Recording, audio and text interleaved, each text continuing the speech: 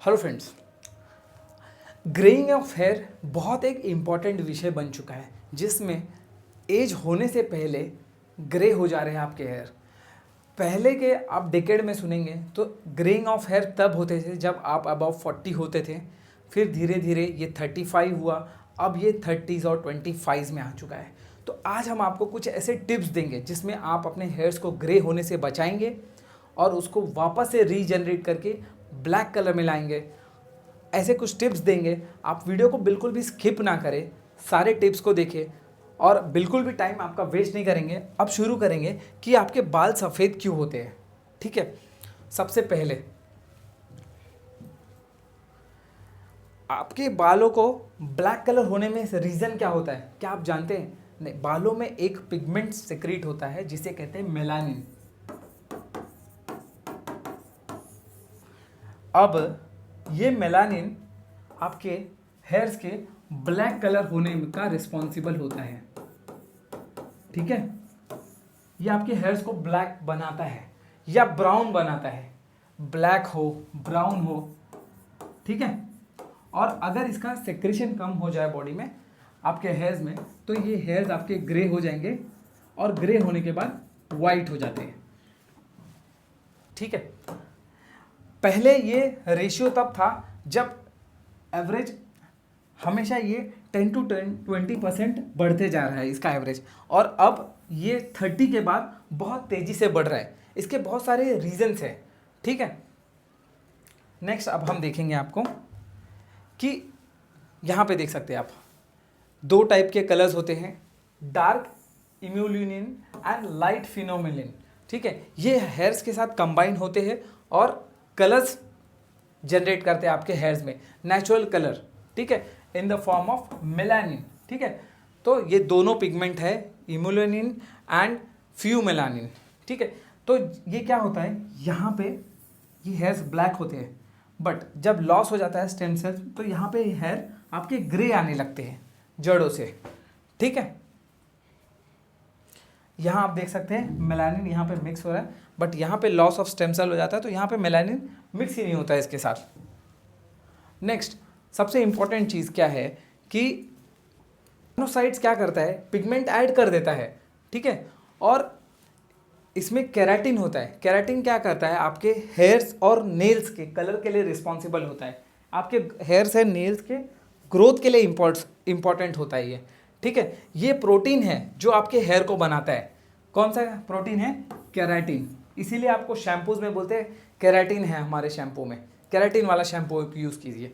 ठीक है, नेक्स्ट देखेंगे कि ये जो क्लॉक है 2023 के रिसर्च में पता चला है कि ये जो मेलानोजेनिक क्लॉक है वो कम होने लगा है, और इसको कंट्रोल कौन करता है? आपका डीएनए। ठीक है, जिसको हम एडजस्ट कर सकते हैं एनवायरनमेंट के बेसिस पे। ठीक है, आगे अब हम देखेंगे कि अब ये हेयर्स को ग्रे होने से कैसे प्रिवेंट करें प्रीमेच्योरली। तो सबसे इंपॉर्टेंट चीज़, ये जेनेटिक नहीं होना चाहिए। ठीक है, लाइफस्टाइल शिफ्ट ये आपके हेयर्स को ग्रे होने से बचा सकता है। हेल्दी डाइट, ठीक है, लाइफस्टाइल ये आपके हेयर्स को ग्रे होने से बचा सकता है। ठीक है, नेक्स्ट अब आपको बताएंगे सबसे इंपॉर्टेंट चीज़ कि आप स्ट्रेस को कम कर दीजिए। बिकॉज अगर आपके बहुत स्ट्रेस है तो आपके हेयर्स बहुत जल्दी ग्रे होने लगेंगे। स्ट्रेस को कम करने का रीज़न क्या है? 2020 में एक स्टडी में पता चला कि ऑक्सीडेटिव स्ट्रेस, ठीक है, और एंटीऑक्सीडेंट्स एंड फ्री रेडिकल्स ये सारे एक्सेलरेट करता है एजिंग को। ठीक है, और प्रीमेच्योर ग्रेइंग को। अगर आप क्रॉनिक स्मोकर हैं, सिगरेट पीते हैं, तो उसे आप बंद कर दीजिए। बिकॉज स्मोकिंग क्या करेगा, आपके ऑक्सीडेटिव स्ट्रेस को बढ़ा देगा। ठीक है, और उसके बाद ग्रेइंग ऑफ हेयर्स आपके बढ़ जाएंगे। ठीक है, तो इसके लिए स्मोकिंग को आप बंद कीजिए, स्ट्रेस को थोड़ा कम कीजिए, बैलेंस लाइफ जीजिए। ठीक है, क्रॉनिक स्ट्रेस क्या करेगा आपके बॉडी में? क्रॉनिक स्ट्रेस क्या करेगा? क्रॉनिक इन्फ्लेमेशन कर देगा।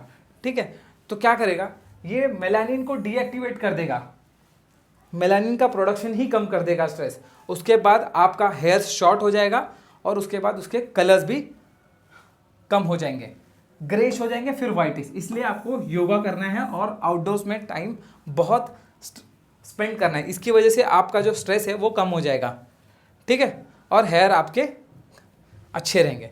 नेक्स्ट जो है, आप अपना डाइट में क्या क्या ले रहे हैं। जैसे अगर आप डाइट में इन्फ्लामेशन क्रॉस करने वाले कंज्यूम कर रहे हैं फूड को, लाइक समझ लीजिए प्रोसेस्ड फूड ले रहे हैं, बाहर से आप ज़्यादा खाना खा रहे हैं, सैचुरेटेड फैट्स खा रहे हैं, प्रो इन्फ्लामेटरी प्लांट डाइट ये यूज़ करना है आपको। एडेड शुगर वाले फैट एनिमल वाले डाइट को नहीं करना है, ठीक है। ये सब एंटी इन्फ्लामेटरी है, इसलिए आपको नॉर्मल घर का खाना और फ्रूट्स एंड वेजिटेबल्स को खाना है। अगर आप प्रोसेस्ड फूड खाएंगे, कैंड फूड खाएंगे, तो उससे आपके ग्रेइंग ऑफ हेयर्स बढ़ जाएंगे, बिकॉज ये आपके बॉडी में इन्फ्लामेशन बढ़ा देंगे।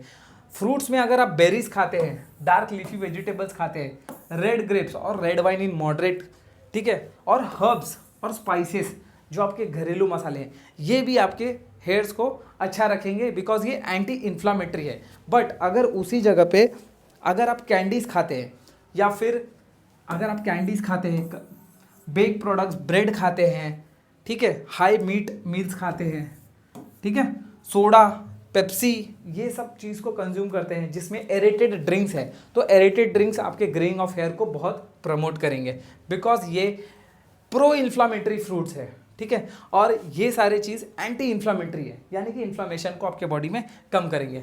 नेक्स्ट जो है वो है विटामिन एंड मिनरल्स डेफिशिएंसी, ठीक है। तो विटामिन क्या करेगा, जैसे कि विटामिन आपका विटामिन D3, B12, हाँ, इसकी डेफिशिएंसी रहेगी तो आपका हेयर ग्रे हो जाएगा। Vitamin A, zinc supplements, iron, copper, selenium और मैग्नीशियम, इसको अपने डाइट में इंक्लूड कीजिए। ये जिस भी फूड्स में पाया जाता है उसको इंक्लूड कीजिए, तो आपके हेयर्स नेचुरली ब्लैक होने लगेंगे। विटामिन डी के कुछ फ्रूट्स मैंने डाले हैं फूड्स, जिसमें आप देख सकते हैं mushroom, milk, eggs. Vitamin B12 के आप देख सकते हैं टूना, ईस्ट, सालमन, फिश जो होता है। विटामिन ई में आप देख सकते हैं sunflower seeds, almonds, hazelnuts, peanuts, peach, ये सारी चीज़ें आते हैं। विटामिन ए में आप देखेंगे स्वीट पोटैटो, स्पिनच, कैरेट्स, ठीक है। जिंक में अगर आप जिंक को क्रैब, लॉबस्टर्स ये सब खाते हैं तो आपके बेक बीन्स हैं, ये आपके जिंक। आयरन में आप देख सकते हैं green leafy vegetables, fortified food, oysters, white beans, इसका कंज्यूम कर सकते हैं। कॉपर्स और सिलेनियम, मैग्नीशियम के लिए पम्पकिन, चिया सीड्स, आलमंड्स, ये सारी चीज़ों को आप कंज्यूम करेंगे। पोटैटो, स्वीट पोटैटो, मशरूम्स, तो क्या होगा, इससे आपके ये सारे विटामिन की पूर्ति हो जाएगी। नेक्स्ट आप देखेंगे कि आपको ना तनाव को कम रखना है। तनाव इन द सेंस कैसा होता है कि नेचुरल स्ट्रेस जो होता है, ठीक है, और आपको रेपिटेटिव यूज़ ऑफ हीट्स, जैसे कि अगर आप सैलून वगैरह में जाते हैं, बहुत ज़्यादा सैलून वगैरह में जाते हैं, तो वहाँ पे बहुत वो हीट का यूज़ कर सकते हैं हेयर पे, जिससे आपके हेयर फॉलिकल्स डैमेज हो जाते हैं, तो उसको बहुत अवॉइड करना है, ठीक है। केमिकल ट्रीटमेंट्स नहीं कराना है आपके हेयर्स के ऊपर, बिकॉज वो केमिकल्स आपके हेयर को डैमेज कर देंगे, ठीक है। आपको हेयर्स को ब्लीचिंग एंड हाई हीटिंग नहीं देना है, जिस वजह से वो फॉलिकल्स डैमेज हो जाएं और वापस से रिकवर ना हो पाए। इन सारी चीज़ों को ध्यान में रखना है आपको। और आपको आपके बॉडी में थायराइड जैसी बीमारियों को चेकअप करते रहना, बिकॉज थायराइड एक बहुत मेन रीज़न है हेयर फॉल का, हेयर ग्रेइंग का। तो अगर आप ऑटो इम्यून डिजीज़ और इन सब बीमारियों को चेक करते हैं, या आपके डर्मेटोलॉजिस्ट और या आपके ट्राइकोलॉजिस्ट को दिखाते हैं, तो आपके ये स्किन और आपके हेयर्स को हेल्दी रखेंगे और आप यंग दिखेंगे। एंटी एजिंग प्रोसेस कम हो जाएगा आपके बॉडी में। अगर आपको ये वीडियो अच्छा लगा, ये जानकारी अच्छी लगी, तो आप अपने फ्रेंड्स एंड फैमिली के साथ ज़रूर शेयर कीजिए, ताकि उन्हें भी इस बारे में पता चले और ये डाइट्स को आप अपने बॉडी में, अपने डे टू डे लाइफ में इंक्लूड कीजिए, सो दैट आप हेल्दी रहे और आपके हेयर्स एंड स्किन भी हेल्दी रहे। टिल देन के लिए थैंक यू।